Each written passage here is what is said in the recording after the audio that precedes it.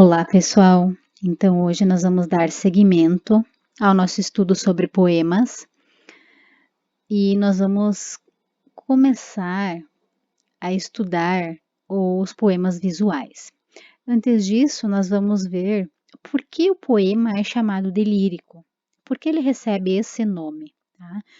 Na antiguidade, todas as formas musicadas, todos os poemas, eles eram acompanhados de uma musicalização, de uma sonorização, né? Então, e o instrumento musical que era utilizado para isso era a lira. Então, tendo como base esse instrumento musical, mais os poemas então escritos, é o que vai dar o nome de poema lírico ao que a gente hoje conhece simplesmente como poema.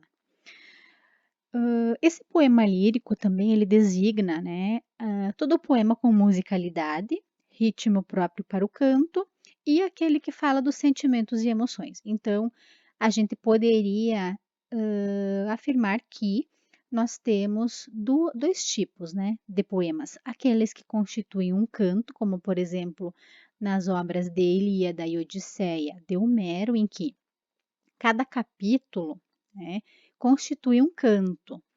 Então, hoje, por exemplo, se nós pegarmos as obras em prosa que nós temos, eles são divididos em capítulos, mas no caso dos poemas, como são feitos em versos, a gente tem a divisão em cantos, então. E o poema visual, né, por sua vez, então, ele vai ter origem nos caligramas do escritor francês Guillermo Apollinaire, que brincava com a forma do texto para criar sentidos. De que forma? Vocês conseguem visualizar, né, a imagem ao lado, então, que é construída, que aparentemente é uma mulher, né, de chale, chapéu, né, e as palavras, então, utilizadas nessa imagem, nesse poema visual, também remetem, então, à descrição dessa mulher, remetem à forma como ela se veste, como ela se porta numa dada sociedade. Então, isso é algo fundamental no poema visual. Eu não posso simplesmente, né, construir um poema em forma de árvore, mas as minhas palavras não ter nada a ver com isso, né, com a imagem em si. Então, lembrando que o poema visual precisa dessas duas combinações, uma linguagem verbal e uma linguagem não verbal, e ambas vão contribuir para constituir o sentido. Algumas características do poema visual. Então, ele é um texto literário que explora os sentidos das imagens. De que forma? Então, constituindo com palavras uma imagem. Tá?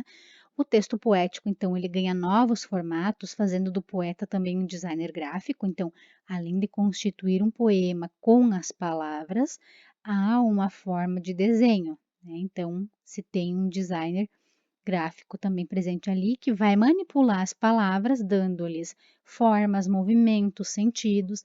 Tem algumas imagens que a gente vai observar que parecem serem formas. Outras, quando a gente vai olhando, dão uma ideia de movimento. E tudo isso vai contribuir para constituir um sentido. O poema deixa de ser um texto composto exclusivamente de palavras para ser um poema de imagens, né? Então, não se usa apenas palavras, como eu disse antes, há uma junção das duas, linguagem verbal e linguagem não verbal, então, são os dois elementos presentes para constituir um poema que tem sentido. Na parte em que usa, então, né, que esse poema visual vai utilizar a linguagem verbal, ele pode apresentar recursos como rima, ritmo e sonoridade, que é o que nós vimos na aula anterior, né? Nos poemas, digamos, do cotidiano que nós lemos e aos quais nós temos acesso. Então, a rima, o ritmo e a sonoridade, a forma de construção ali também está presente, embora vai se constituir num desenho, né? Numa imagem. Usa poucos elementos verbais organizados de uma forma própria, compondo um desenho, por vezes com a ideia de movimento, que é o que eu comentei. Pode ter a ideia de movimento, pode ter a ideia de uma constituição de uma imagem, o sol, né, por exemplo, poderia ser constituído a partir, os raios do sol poderiam ser constituídos a partir de alguns dizeres que caracterizam o próprio sol, né, então só levantando algumas hipóteses aqui. Então, é uma possibilidade, sempre lembrando que poema visual, concretude, poema concreto, né, são sinônimos e eles precisam estar juntos para constituir o sentido, né? Então, palavras formando uma imagem. A circulação desse tipo de poema, então, vai se dar em livros, em revistas e na mídia eletrônica em geral.